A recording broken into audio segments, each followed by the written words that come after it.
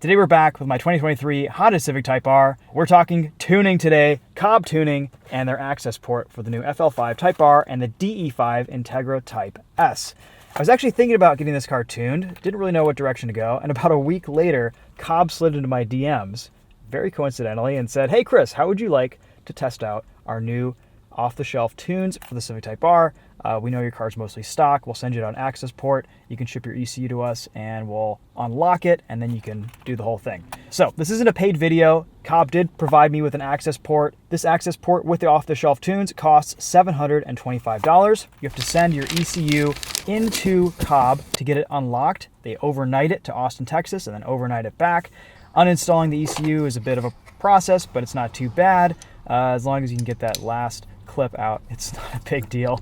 The whole thing will take you about 5 or 10 minutes. COBB provides great instructions for doing that, and then you just send your ECU in, they send it back unlocked, you put it back into the car, you plug this into your computer. It works with Mac. I've never had anything like this work with Mac. I literally have a crappy old PC laptop that I've kept all these years that barely runs on its own battery so that I could tune cars or run ForScan on my Ford Ranger Raptor or do things with my BRZs, and COBB works on OS X, which is fantastic. So just plug this into my computer. They've got software you can update to the latest off-the-shelf maps. You can update the COBB access port itself, and it was a pretty easy process. Plug and play takes about 5 to 10 minutes to load the tune into the ECU. You want to do that on a charger so you have enough battery voltage, so a bit of a note there. COBB has great instructions for everything. I'm going to kind of walk you through the process a little bit today. We'll check out the access port, some of the functionality and features here. I am running the 93 octane tune on this car. I actually did a track day with this yesterday, and the car was amazing, super fast, gained a little bit of time on track, a little bit of top speed. The drivability is great. We're going to talk more about that. I'll give you guys some driving impressions. Today's video is just kind of talking about this car tuned. It's a little bit of a different driving experience. It's really nice. I've really started to enjoy it, and I think it's kind of brought a new level of excitement to the FL5 Type R for me. All right, so let's get this access port plugged in here. You've got your OBD2 cable right here. That's just right down in your footwell. Plug it in right there. Easy peasy. And then plug this bad boy in. There's also a mount that you can put on your windshield and kind of have this running all the time, but I like to keep things nice and clean. I don't want a whole ton of clutter. I already did a little bit of data logging with this and everything looks great. So you plug it in, you get this Type R picture that shows up. You can see boost pressure, air fuel ratio, knock level, long-term, short-term fuel trim. You can start data logging, just hit OK. Let's go back to our main menu here. So you've got option for gauges. You can measure acceleration and the performance of your vehicle. This also enables no lift shift and launch control, which is pretty cool. The access port itself is super easy to operate. It's just kind of a click action there. And you can adjust your tune, change the ECU map, restore the stock map. I did run this a little bit with a 91 octane tune, and it felt good, but it's not as spicy, not as fun as the 93 tune. Here in Michigan, we have 93 octane pretty readily available, and I figured that's probably the way to go, unless if I'm going on a road trip and there's a chance that I will run into 91. But I could always just kind of reflash this back to 91 tune if I'm maybe anticipating not having 93. For the track day, I did put a little bit of 100 octane fuel in this Type R just as a little bit of a safety layer for against knock. But $35 for 2.7 gallons was good insurance for the track day at Gingerman. And luckily, they carry 100 octane at the track at Gingerman, which is pretty sweet. $12 a gallon, but that's okay. So anyway, back to this. You can reflash your stock map. You can uninstall the access port entirely from your vehicle. Let's say you're maybe going to the dealer or something and you don't want it to show up, you got a problem. This is COBB compliant in all 50 states. So if that matters to you, that's an important distinction between this and some other tuning options with the FL5 Type R. These off-the-shelf tunes seem to be a little bit more conservative. With the 93 octane tune, you're gaining around 35 to 37 horsepower, 35 or so pound-feet of torque over stock. That's according to COBB's Mustang Dyno. So pretty decent gains. We'll talk about driving impressions a little bit later. let's just kind of finish the functionality here. So we've got a troubleshooting setup page where you can read vehicle codes, clear codes, performance tracking, stuff like that. Some neat things you can play around with here. You can adjust the parameters for launch control for no lift shift. And of course, you can change maps as well, but you can't do that on the fly. You have to do that with the car parked and preferably plugged into a charger. So anyway, there's the COBB Accessport. You can also see lots of useful stuff here, especially if you want to data log and see information on how everything is running. My car is completely stock except for a PRL drop-in filter. COBB was originally a little bit concerned that that might throw off the balance of everything. They haven't tested these off-the-shelf tunes with the PRL filter, only their own filter, high-flow air filter. It's fine. The numbers look great. I sent a data log over to them. They said everything looks perfect. So no knock, no issues with AFR, all that stuff. So we're going to unplug this. All right, so anyway, the Accessport is great. I love the functionality. It's easy to use. Everything seems to work well software-wise. This is kind of the same Accessport that they've had for ages. That could be a complaint for some people that it hasn't been updated, but also it just works and it works well. The software is great. COBB has tons of resources on their website for installation, for questions, for troubleshooting, frequently asked questions, etc. And those resources were great for uninstalling the ECU, loading the tunes, and just kind of general information questions I had about the whole process. I am not a super tech savvy guy when it comes to tuning cars. I like just a plug and play solution. Something like this for me is absolutely perfect. I don't want to have to remote tune and send data logs back and forth. I mean, of course, you can always do that with this Accessport. You can have a custom tune done on your car. And I may go that route eventually. You know, COBB kind of explains this as, all right, these off-the-shelf tunes are an off-the-rack suit. It's gonna be nice, it's gonna look good, but it's not gonna fit you perfectly. If you want a fitted, tailored suit, go with a custom tune and find a reputable tuner to do that. So that's always an option here. You can only log Accessport compatible tunes into this car. Of course, you don't want to be putting other types of tunes into the Accessport. It won't work. All right, let's pop the hood real quick. Other notes, the Civic Type R is in winter mode. So we have the forged 19-inch wheels on the Bridgestone Potenza Sport AS tires.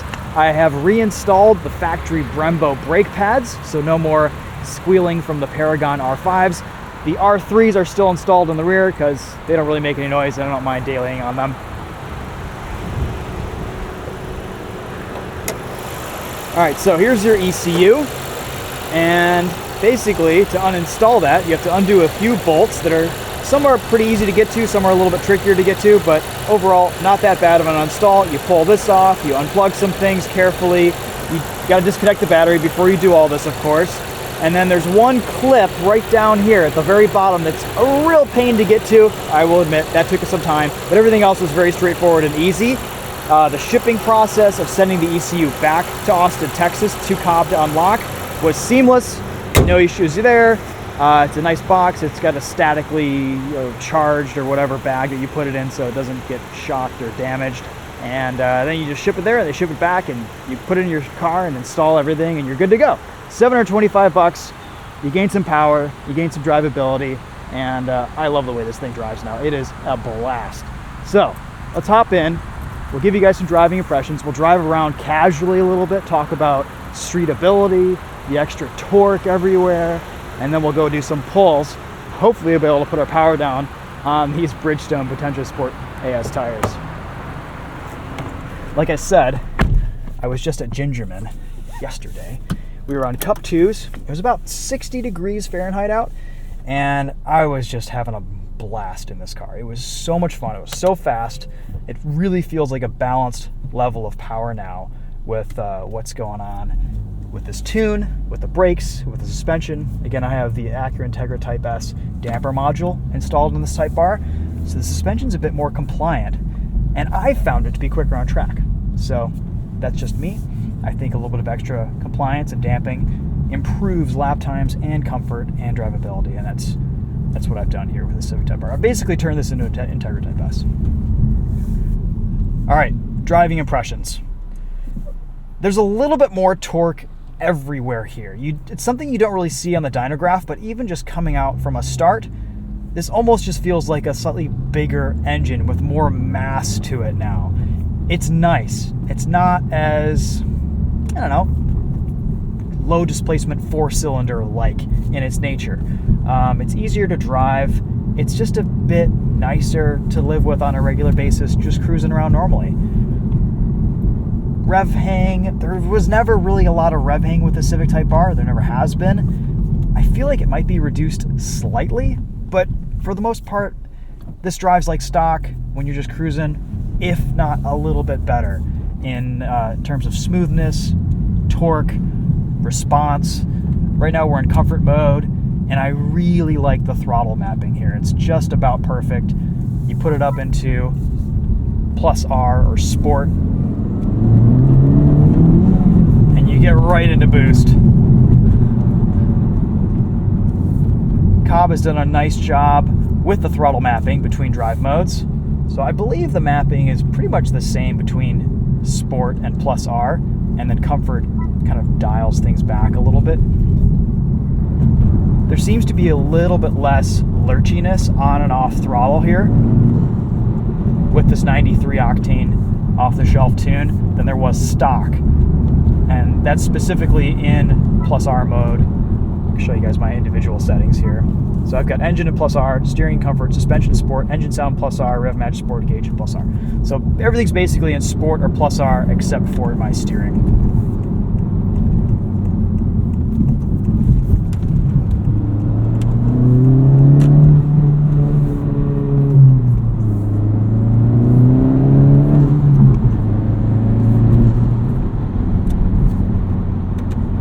Overall, the car drives great. There's still a little bit of turbo lag. Not going to get around that too much with the tune. But in higher revs, higher RPMs, this thing pulls like crazy now. It's so good. Do a little highway pull here from 5,000 RPM.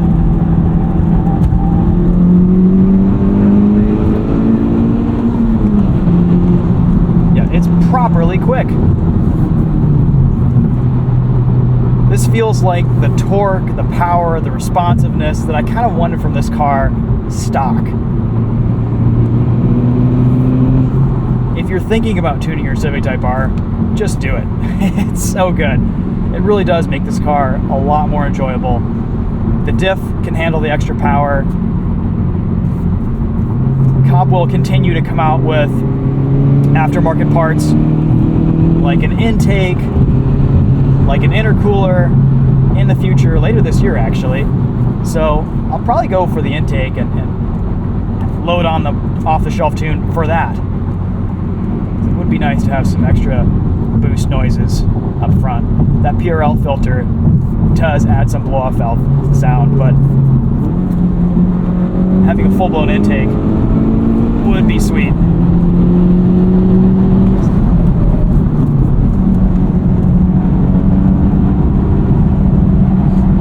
As you can see, this car is properly fast now. It really does feel fantastic. Even 3,000 RPM, fifth gear, it pulls. Let's talk about the 91 octane tune. Most of the same stuff applies there. It's just a little bit less aggressive, a little bit less power. Not as noticeable of a difference from stock versus the 93 tune, but still, it drives great. I think ultimately I prefer the 93 just because we have that pretty readily available here in Michigan. It's not an issue getting it, and if I ever ran into a situation where I'm on a road trip, 93 is not available, I could just quickly load on the 91 tune or flash back to the stock and be able to run whatever octane I really wanted above 87. So.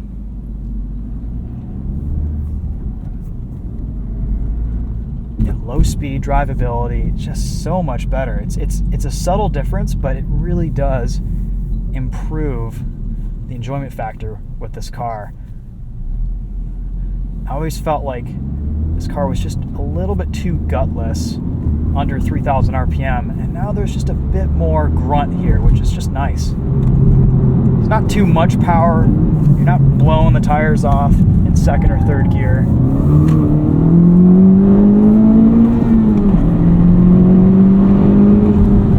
But it gives you just a bit more of a performance envelope.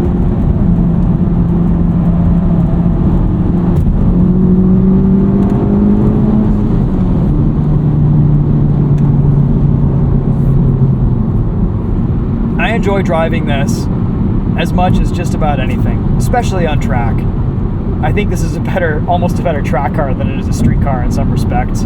It's so sharp, it's so dialed in. The feedback is amazing. I'm really excited to share the track video with you guys because we had some really good laps at Gingerman. This ran a 145 flat around Gingerman in pretty cold temperatures with a little bit of wetness. So that's a very respectable time. It did 120 miles an hour on the back straight, which is up maybe about 3 or 4 or 5 miles an hour from stock. It's pretty good, depending on my level of bravery and late braking capability. One thing I have not measured yet is fuel economy. In the last 492 miles, it's averaged 18.7 miles to the gallon, and that includes a full tank of gas burnt at the track.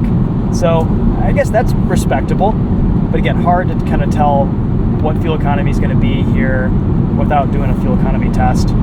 So I will report back on that. And of course, this is just going to be tuned now, so any future videos, I'll expand on any insights or further modifications that go along with this COBB tune. All right, so what are the pros and cons here? I think there are a lot of positives. One is the price. This comes in a little bit under some of the competition from Honda, etc. It's CARB compliant. If you care about that thing, if you live on California and you need something that can pass emissions testing, this can do it, which is great. It's certified, all that stuff. COBB had to go through a whole thing to get that done with the EPA, and they did it. The tune drive's great. It's definitely not as much power as you can gain elsewhere or with a custom tune. So if you're looking for more power, you might want to look at a different direction, or go with the COBB Accessport and get a custom tune. The customer support has been fantastic. The information online has been really useful. Overall, it's been a super seamless, easy experience. Sending the ECU out, getting it shipped back, loading the tune on. Had to drive maybe 30 miles or so before everything kind of learned what was going on, and the ECU was familiar with the conditions and everything. You don't want to load a tune on and immediately just go flog your car. You want to give it some time to kind of learn what's going on with the new fuel trims and everything like that.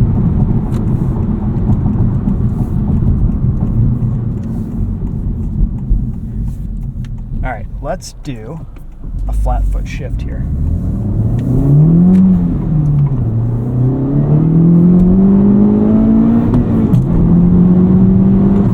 Nice.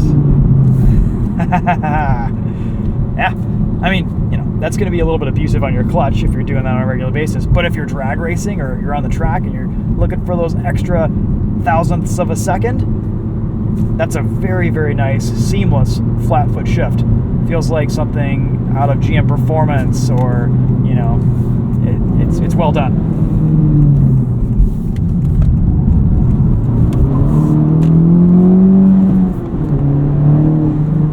I have not tried launch control.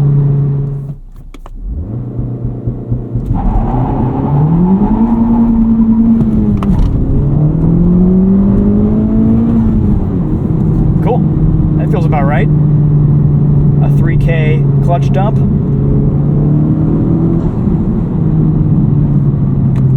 I've heard that one advantage with Honda is that you can tweak the FL5's traction control system slightly, and that is an improvement. However, I've never really had a problem with the Civic Type R's traction control system. On track, I just turn everything off. I do the pedal dance to save brakes and keep the brake fluid temps down.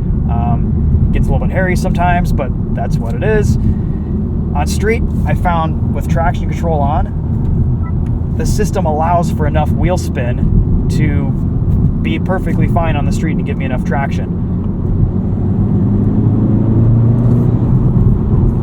And that works just as well with this tune as it did stock. Let's go full plus R.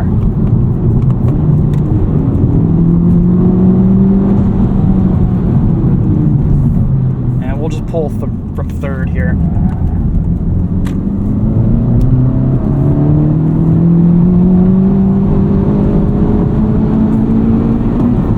No lift shift there.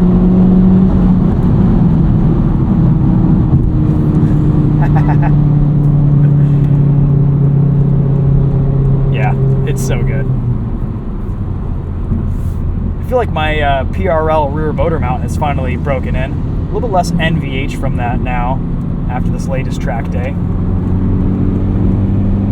Here's 6th gear on the highway, about 2,700 RPM. Roll into it, bit of lag, and we're off.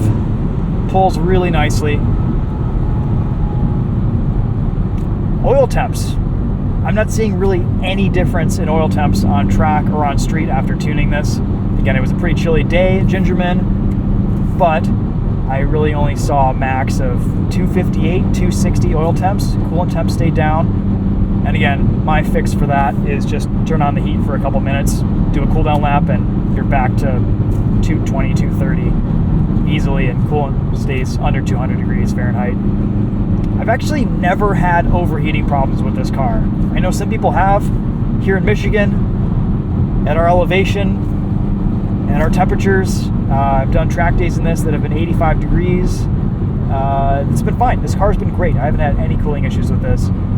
So I will probably leave the cooling system here stock. I haven't found the need to do anything different. I've done track days where I've knocked out 30, 40-minute sessions in this car, and it's done perfectly fine.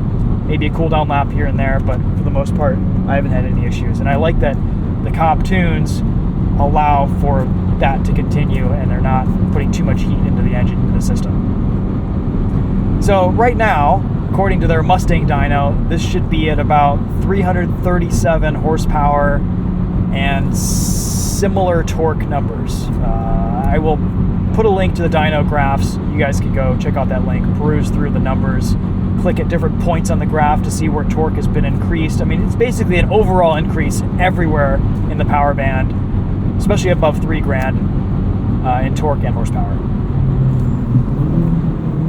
Let's see what we get for peak boost here.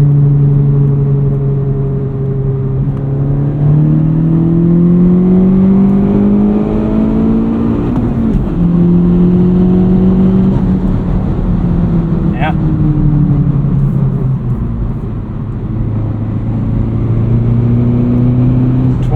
Over 23 PSI there for a second.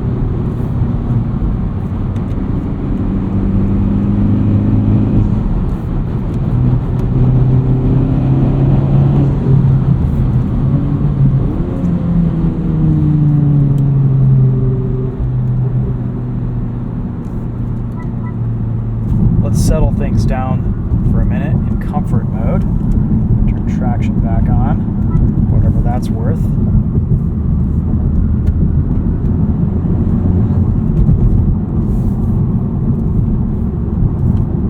So, better drivability with the modifications that I have. This car, to me, feels about perfect now.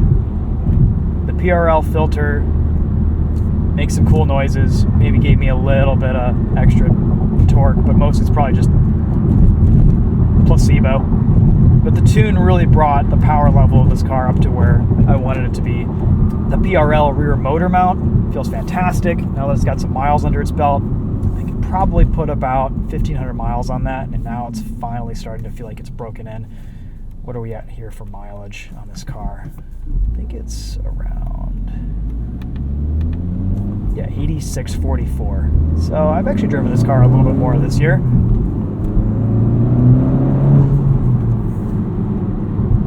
And then today it's 70 degrees Fahrenheit, even though it looks like it's freezing. It's actually a warmer day. In the cold, below like 50, this car pulls so hard. Boost weather, it's happy. So we're actually not as fast today as we would be the rest of the year, the rest of the winter here in Michigan. I'll do some more videos. I'm sure we'll be a little bit more traction limited on these tires in the cold and the wet, but yeah, this is gonna be a fun car to drive. This fall, this winter, it really, really pulls hard in the cold now. So today's kind of an average temperature day for, summer, spring, fall.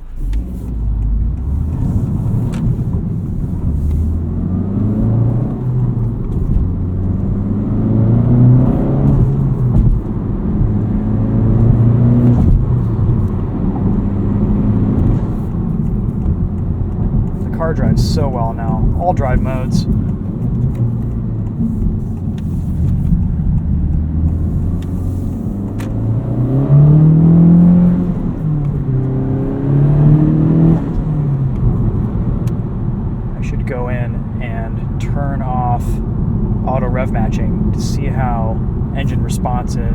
I usually leave auto rev matching on for track driving, and then half the time I'll have it off on the street.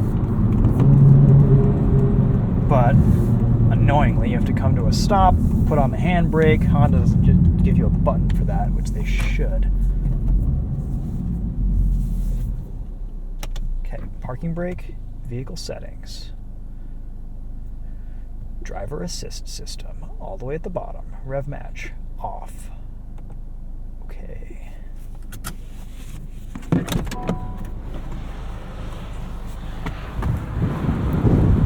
Woo, it's breezy.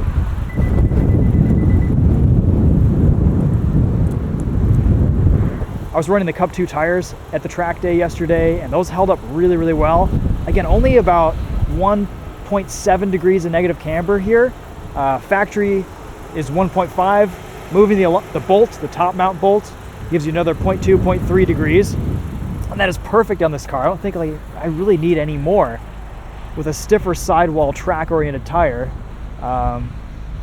contact patch, turn-in, everything feels fantastic.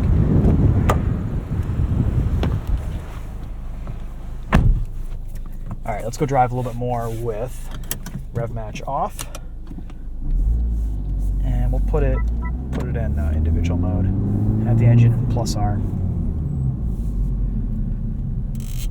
I am just gonna turn off AC and we'll do outside air.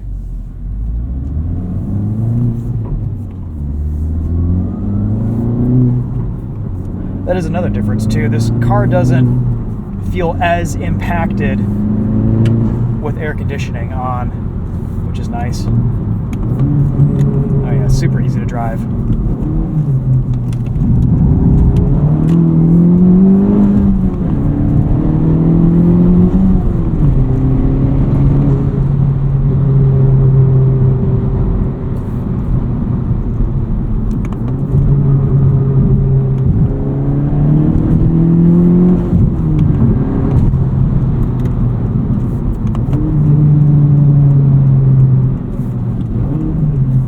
Love the responsiveness here.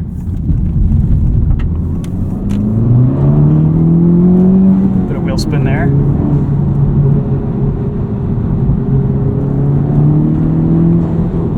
It's just such a fluid driving experience. Slow down around this corner. Sometimes there are pedestrians walking on this road. Today we look pretty clear.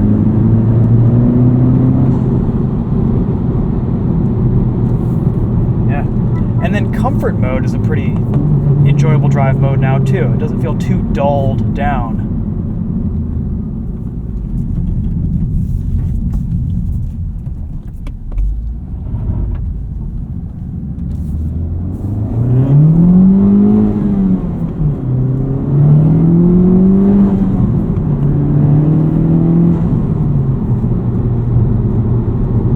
Yeah, this feels really good.